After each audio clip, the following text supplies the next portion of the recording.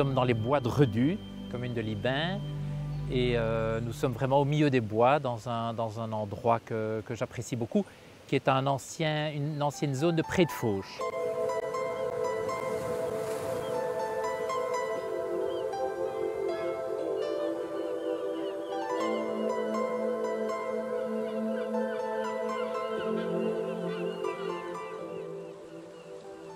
Un moulin pour scier le bois a été construit en 1674 sur les riz d'abissage qui étaient les canaux d'adduction d'eau pour les prés de Fauche. La situation était grave, mais pas désespérée.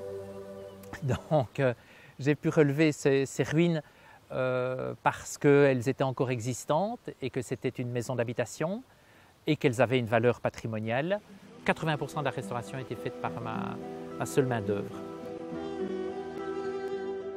J'ai racheté les bâtiments en 1992, j'ai commencé la restauration fin 92 et j'ai terminé début 94.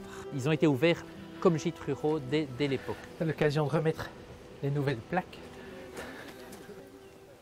Et ça, c'était un projet d'apport touristique dans la région qui est magnifique. La notion de gîte, c'est d'abord une notion d'accueil. Alles goed voor u? Ja? Ja? De weer is goed? J'aime bien que les personnes découvrent ce lieu, non pas avec une guidance particulière, mais avec leur propre sensibilité. Alors ici, on est sur le bain chaud. Ici, les personnes qui viennent, les gîteurs, doivent préparer leur bois, préparer le feu, comprendre qu'il faut 3 heures et demie pour chauffer le bain. Donc c'est toute une préparation. Pendant ce temps-là, on peut prendre l'apéro. Ça fait partie je dirais ici, ils sont arrivés vers 3 heures hier. Première chose à faire, c'était on va faire le bain, quoi. Et effectivement, il est encore à température tout à fait, ça fume. Il est à température tout à fait de bain. Ça fonctionne été comme hiver, hein. Le soir, on a le bruit des grenouilles, on a éventuellement un sanglier qui passe ou oui, éventuellement un cerf au moment du brame. Une bougie, un verre de vin, crac. On est là-dedans. C'est une... Enfin bref, c'est le paradis.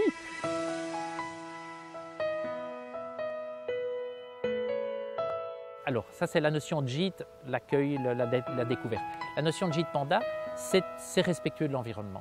Donc ça, c'est moi qui imprime au bâtiment une connotation respectueuse de l'environnement qui n'est jamais 100%, qui est un objectif à atteindre, les matériaux naturels, le respect de la végétation locale, économie d'énergie, donc très important, surtout dans le cadre de 2 gîtes au milieu des bois, sans raccordement réseau. Donc l'aspect économie d'énergie est important, même si à certains moments on a trop d'énergie. Donc on verra peut-être ça plus tard, mais la notion d'économie d'énergie est importante.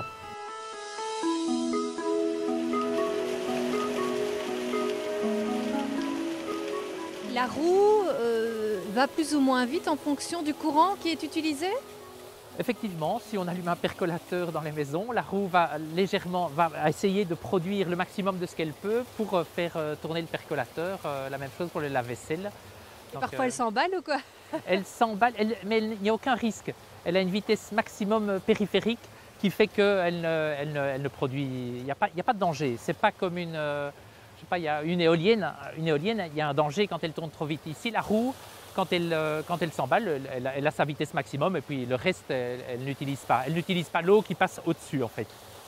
Elle est constamment en train de réguler comme ça, alors? En fait, c'est le système électronique qui est derrière qui va gérer la vitesse du moteur en fonction de la demande d'électricité.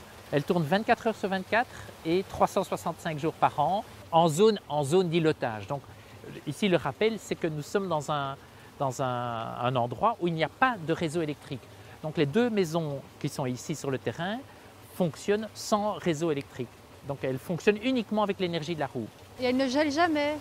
La roue tourne à l'intérieur du monceau de glace. Et donc à ce moment-là, j'ai déjà fait, la première fois que c'est arrivé, j'étais assez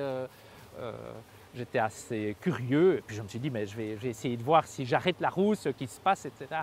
En fait, j'ai fait une erreur, elle s'est arrêtée instantanément, le blocage a été, comme la glace frotte sur la glace, le blocage a été immédiat, et il m'a fallu 15 jours pour qu'elle redémarre, donc c'était un peu ennuyeux.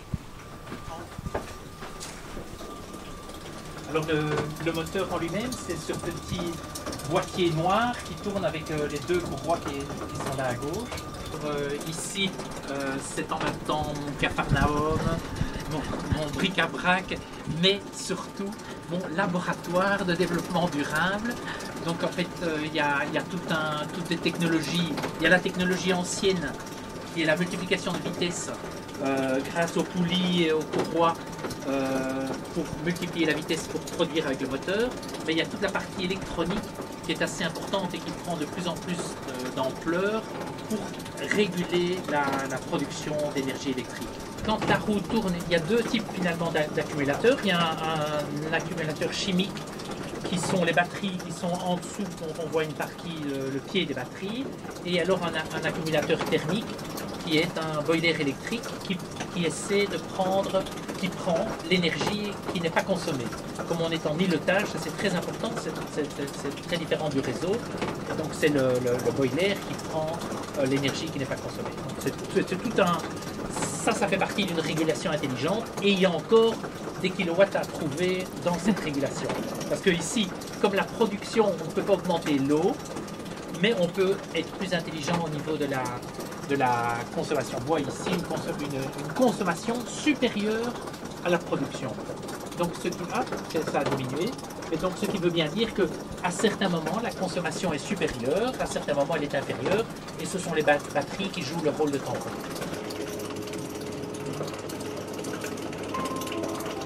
L'âme des moulins, le labeur des meuniers, Jacky Adam les connaît bien.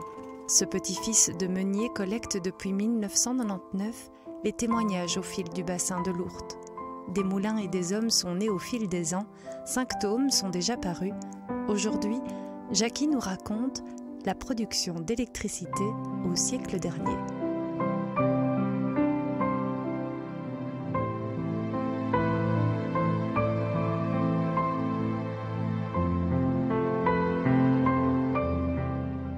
La journée, le meunier moulait sa farine, et préparait la farine, et le soir, on éclairait le village ou le moulin ou les quelques maisons avoisinantes. Donc on passait de la farine à l'électricité. Et c'était pour la plupart des moulins en Wallonie, beaucoup de moulins ont produit de l'électricité.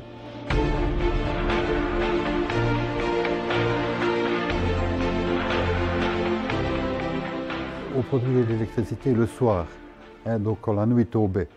Et il y avait 1, 2 ou 3 ampoules dans la maison. Et les gens, à ce moment-là, on faisait les 6, qu'on disait, on racontait des histoires, on s'assoyait autour de la table. Et vers 10 ou 11 heures, tout dépendait du village et du petit producteur d'électricité, eh bien, il faisait des clignettes, comme il disait ça. Il éteignait 3-4 fois, et ça voulait dire aux gens, attention, dans 5 minutes ou dans 10 minutes, le courant va partir, il faut préparer vos bougies ou vos quinquets.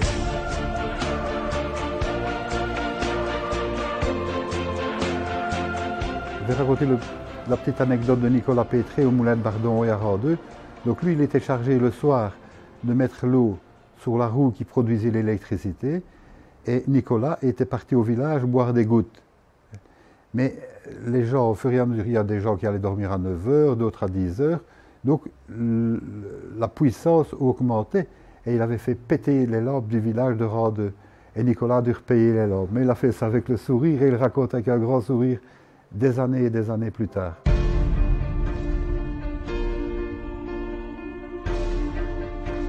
Alors, je vais raconter l'anecdote d'Arthur Spo à Moulban. Arthur, il punichait les dièques en privant d'électricité. Voilà. Quand il était fâché sur un ou sur l'autre, il privait les gens d'électricité. Et à cette époque-là, l'électricité est produite avec un tout petit ruisseau. Et vers 1920, l'ESMA est apparu, et qui est devenu ESMA Lux par après. Et l'ESMA, c'était l'électricité qui était produite à partir du barrage de la Warche. Et alors, les gens, c'était la dispute dans le village, ça a duré des années. on mettait des poteaux en bois, on mettait des cliquotes noires pour dire « Oh, c'est triste, le courant va partir ». Il y a eu le même cas au village voisin à Sommerin, où Émile Wallerol, lui, se promenait dans le village en jetant les bras au ciel en disant « L'iceuve, ça cosse, l'iceuve, ça cosse, le cuivre, ça coûte ». Et ça voulait dire qu'il allait disparaître aussi, parce que c'était la Comardenne à ce moment-là, vers 1920-1930, qui allait prendre le pouvoir sur sa petite production d'électricité.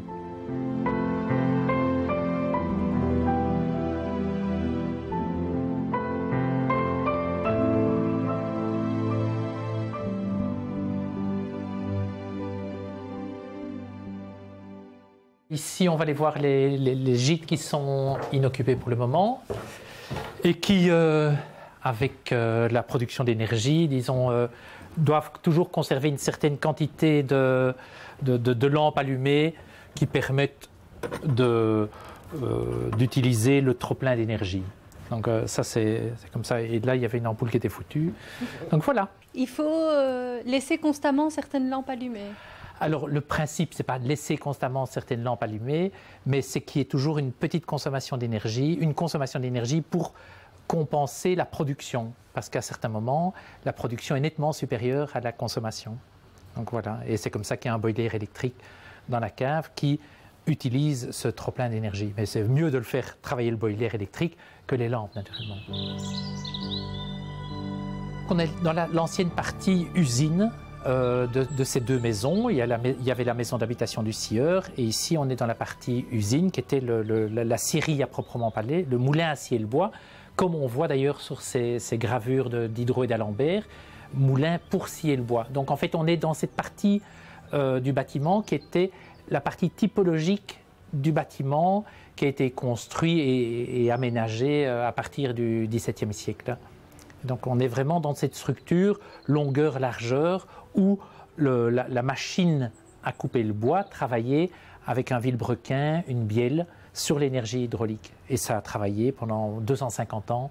Et donc c'est toujours cette roue-là qui travaille. C'est le même diamètre, la même position et la même largeur. La quantité d'eau n'a pas augmenté, donc on a la même énergie.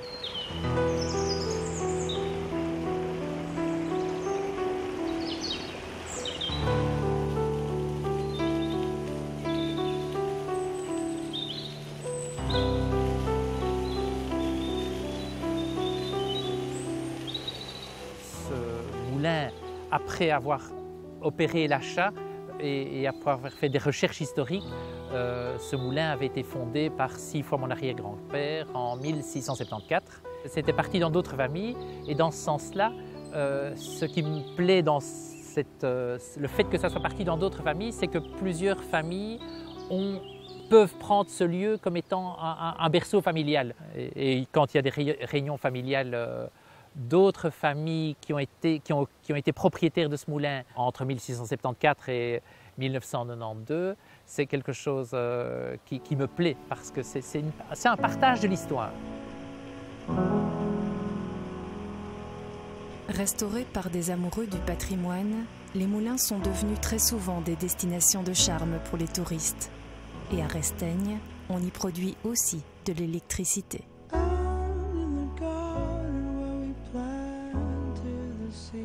Bonjour, bienvenue au Moulin de Resteigne. Je vous propose de venir visiter notre production électrique grâce à notre grande et nouvelle roue.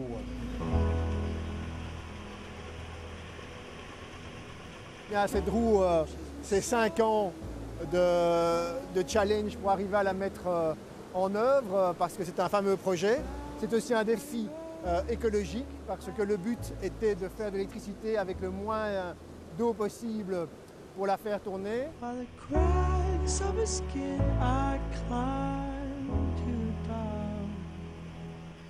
Et donc maintenant à Resteigne, on est 100% autonome d'un point de vue électricité en tout cas parce qu'on fabrique donc 20 000 kW par an et, donc, et ma consommation personnelle est de 8 000 kW en électricité. Donc j'ai 12 000 kW de trop que je remets aujourd'hui sur le réseau. Mais que je vais prendre moi-même aussi dans le futur avec une pompe à chaleur.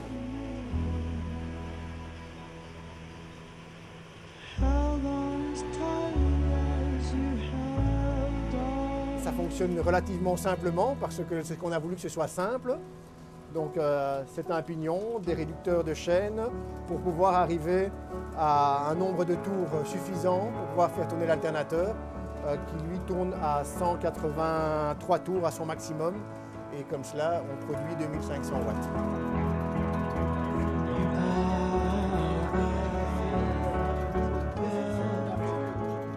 Écologiquement parlant, c'est vraiment quelque chose de tout à fait louable parce qu'on remet le patrimoine en route, les moulins ils existent, on n'implante pas quelque chose quelque part.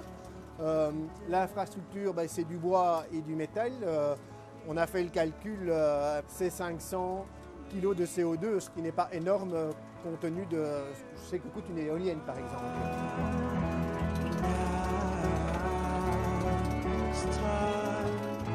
Les projets pour l'avenir, en fait, ici, c'est un espèce de laboratoire parce que le but est aussi humanitaire et donc ce que l'on veut faire aussi, ce sont des roues avec l'alternateur ici, légères, en kit, que l'on pourrait mettre sur des barges, sur des rivières en Afrique ou dans des pays où l'électricité est vraiment rare. Il y a tellement de choses à faire dans toute l'économie, en tous les cas en énergie, que j'aimerais bien trouver ma place là au milieu.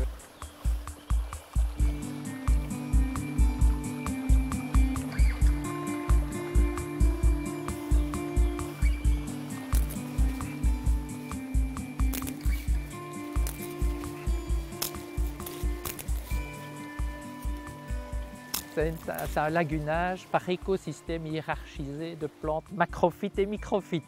Alors je ne sais plus lesquelles sont lesquelles, mais ce n'est pas très grave, ça fonctionne depuis l'installation il y a, je dirais, une quinzaine d'années. Et on ne peut pas dire que ça soit nocif. On a tous les têtards qui sont dans la première lagune, qui est la lagune qui est en fait la sortie des stations d'épuration. Et on a tous les têtards qui sont là, alors que l'eau est censée ne pas être tout à fait clean. Quand à un moment donné, les communes ont dû faire leur plan d'égouttage, etc., et que ces deux bâtiments au milieu des bois étaient définitivement isolés du réseau d'égouts, n'avaient pas le droit comme les autres, par contre, ils avaient droit sur l'établissement d'une station d'épuration individuelle. Alors mon choix, c'était une station qui ne consomme pas d'électricité. Le problème des microstations aujourd'hui, c'est qu'elles ont des aérateurs qui consomment de l'électricité. Alors une caractéristique de ce lagunage, c'est qu'il est fait sans bâche plastique. Donc en fait, j'avais un souci de ne pas intégrer dans l'environnement des éléments extérieurs. Donc en fait, l'étanchéité de ce lagunage est uniquement faite avec de l'argile. Ce sont des petites choses qui ne se voient pas, mais qui font partie de l'attention qu'on peut apporter à l'écologie. Et ça n'a pas d'odeur, mais ça ne s'entend pas. Et ça ne se voit pas non plus. Alors la charge d'habitants n'étant pas régulière, on a une grosse capacité de lagunage. Le lagunage est assez important, mais c'est censé travailler pour 17 équivalents habitants. Mais comme les gîtes ne sont pas occupés tout le temps, on a une surcapacité, je trouve, au niveau du lagunage. Mais ça fonctionne, je veux dire, il n'y a pas de rejet d'éléments nocifs dans l'environnement. Ça fait partie des gîtes Panda également.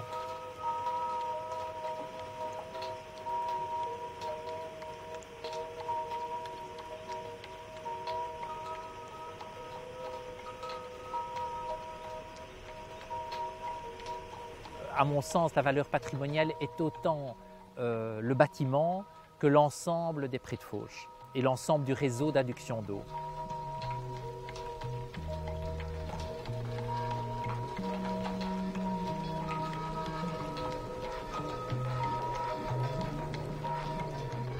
Donc le site a été géré par l'homme avec des canaux, des riz d'abissage, etc. Et c'est ça qui fait la qualité du site aujourd'hui. Et j'essaie de le communiquer à mes gîteurs et je pense que ça leur fait plaisir aussi de voir l'évolution du site en termes que ce n'est pas uniquement un état naturel qui perdure. Ici, il y a le site est artificiel depuis le XVIIIe siècle et avant déjà avec les prés de Fauche. Alors ici, c'était sapinière. Donc c'était une sapinière il y a 3 ans. Et en fait, grâce à Natura 2000 et à l'Europe, cette sapinière a été coupée de façon anticipative. Et maintenant, là, il y a une reconversion en cours vers un pré de fauche, quoi. Maintenant, il faudra encore certainement 5-6 ans pour que la flore se remette un peu en place. Mais c'est un plaisir d'ouverture. On a le martin pêcheur, la cigogne noire qui viennent ici. On a un couple de grands corbeaux. C'est un plaisir, voilà.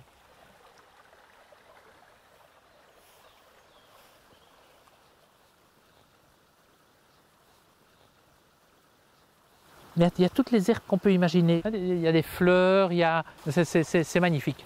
La partie qui est au-dessus, là, j'essaie de restaurer avec un autre riz d'abyssage qui fait 500 mètres de long et uniquement pour irriguer la prairie. Donc, et ça n'existe. On n'en parle pas en Ardennes, ça. Dégel de la prairie au printemps, apport hydrique en été et apport de sels minéraux. Donc, il y avait trois fonctions.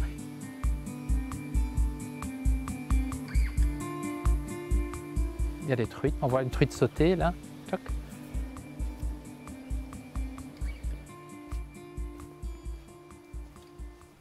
Ça c'est un petit jeune sorbier ça. Et ceci c'est un fusain.